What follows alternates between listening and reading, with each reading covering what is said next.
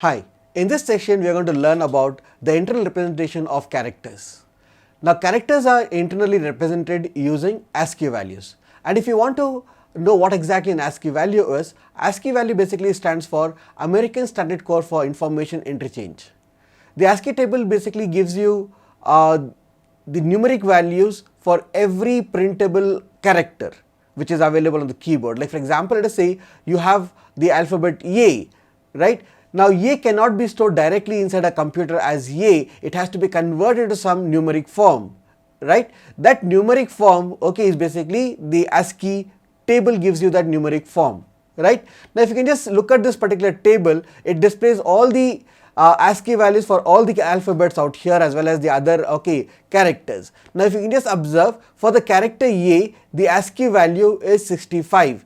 This table gives you the information in decimal, hexadecimal, octal, right? So in decimal, okay, it is 65, but if you are talking in hexadecimal, it is 41. If you are talking in octal, it is 101. The same way if you look into lowercase a, it is 97. And even the special character, like for example space, is internally represented as numeric value 32. Or if you say a symbol, plus symbol, it is again represented as ASCII value 43. Or character 0 is also represented as ASCII value 48.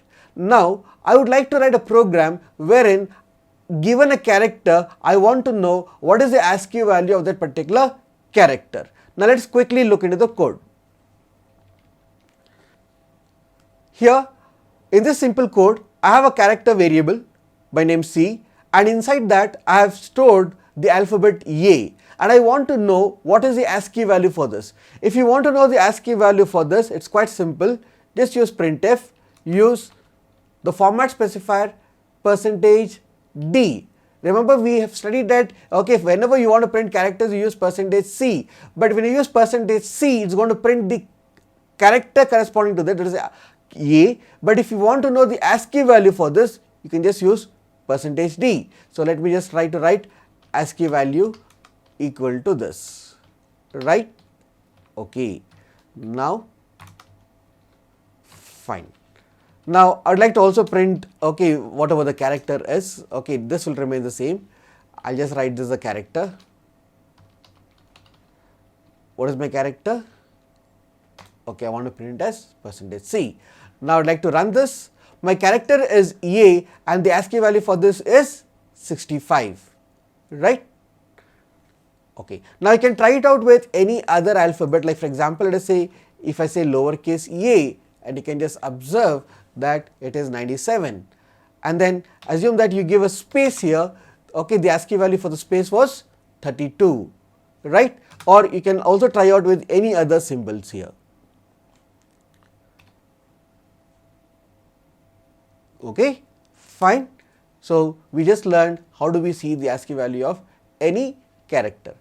Now if you want to do the reverse, like you want to assign the ASCII value for the character variable, that is also possible. Like for example, let us say I'd like to assign, let us say 68, right? Now remember, this 68 is not put in a single quotes. It's like assigned as a numeric value. Now what gets stored in C is numeric value 68, but if you try to print with %c, what happens is it prints the character corresponding to the ASCII value 68, right? So what is the character corresponding to 68? Remember, 65 is A, 66 is B, 67 is C, right? And 68 is D. So let us quickly look into this. Can you just observe this character D here? Right. Now this way you can assign any ASCII value and then we can verify it. Like for example, let us say I'd like 100.